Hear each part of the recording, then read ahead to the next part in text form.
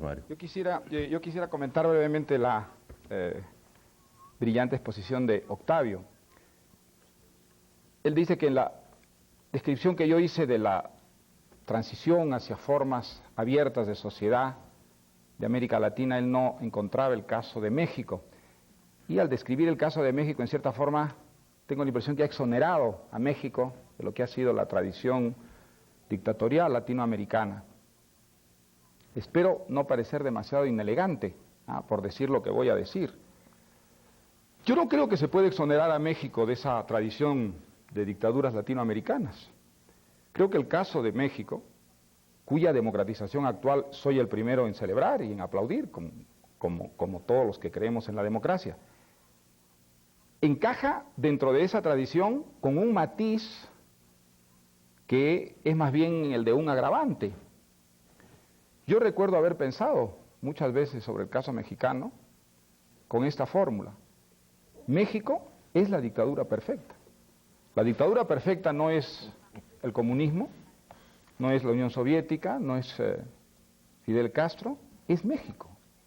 Porque es la dictadura camuflada de tal modo que puede parecer no ser una dictadura, pero tiene, de hecho, si uno escarba, todas las características de la dictadura: la permanencia, no de un hombre, pero sí de un partido que es inamovible, un partido que concede suficiente espacio para la crítica en la medida en que esa crítica le sirve, porque confirma que es un partido democrático, pero que suprime por todos los medios, incluso los peores, aquella crítica que de alguna manera pone en peligro su permanencia.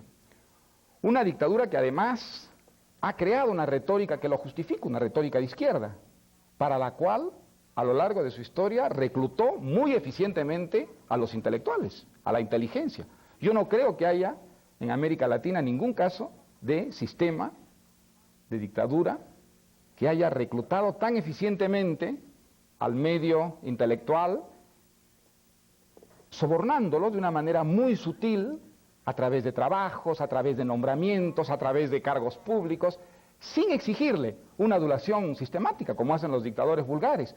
Por el contrario, pidiéndole más bien una actitud crítica, porque esa era la mejor manera de garantizar la permanencia de ese partido en el poder. Un partido de hecho único, porque era el partido que financiaba a los partidos opositores.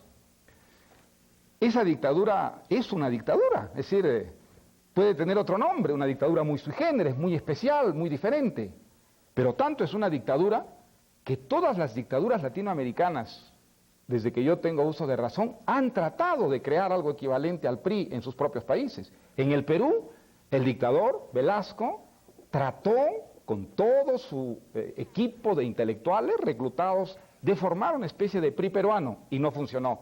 Y Alan García trató de crear un PRI peruano.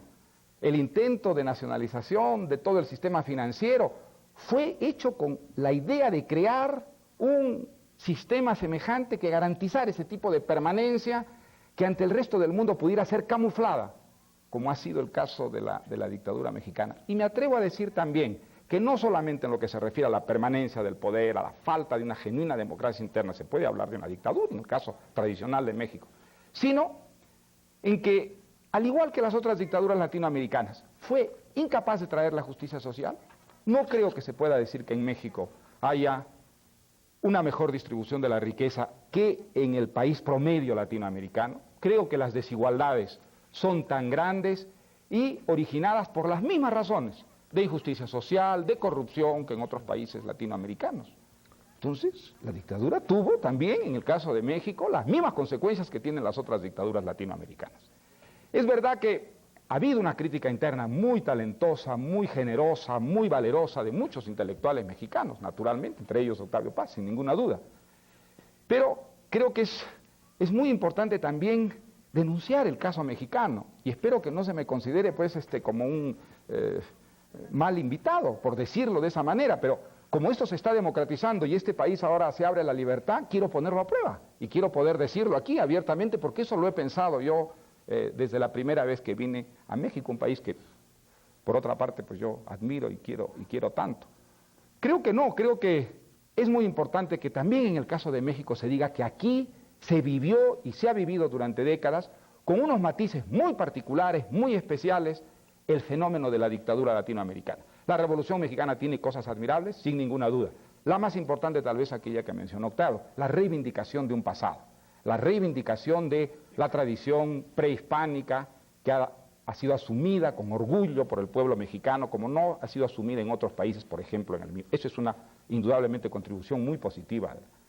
Pero también hay que entender que eso ha sido otro de los instrumentos que ha utilizado el sistema dictatorial del PRI para eternizarse. Ha sido otro argumento de esa gran demagogia retórica a lo largo de su historia del PRI, que se ha prestado a muchas falsificaciones de tipo cultural, como por ejemplo la justificación de falsos artistas, de falsos géneros artísticos, en nombre de ese nacionalismo que creo que es uno de los factores más peligrosos dentro de este proceso de democratización mexicana. Un factor que debe ser puesto en tela de juicio y cuestionado si nosotros, como estoy seguro que lo quieren los demócratas mexicanos, quieren que esta democratización y liberación en México vaya hasta sus últimas consecuencias. Hay que agradecerle mucho a Vargas Llosa esta intervención valiente sobre la dictadura, o quizá habría que llamarla dictablanda. La dictablanda, yo me gustaría hacer una pequeña rectificación por amor a la precisión intelectual. Yo hablé de sistema hegemónico de dominación, porque yo como escritor y como intelectual prefiero la precisión. No se puede hablar de dictadura. Mario Vargas Llosa habló de dictaduras militares, así comenzó su intervención. En México, es un hecho, no ha habido dictaduras militares, y agregué, pero sí hemos padecido la dominación hegemónica de un partido. Esto es una distinción fundamental y esencial. Todo lo demás que ha dicho Mario Vargas Llosa es motivo de discusión, pero sí hay que poner muy en claro que en México hemos tenido un sistema de dominación hegemónica de un partido. Eso no es, querido Enrique Krause, tampoco dictablanda ni dictadura. Es un sistema peculiar y no único de México, de otros países. En primer lugar. En segundo lugar, quisiera decir esto para terminar, y es que en efecto, la lucha actual en México es la lucha por el pluralismo. Y debo decir que Mario Vargas Llosa fue uno de los mejores colaboradores cuando nosotros fundamos, hace muchos años ya, la revista Plural, que tendía justamente a eso, a introducir el pluralismo en el anómalo régimen mexicano.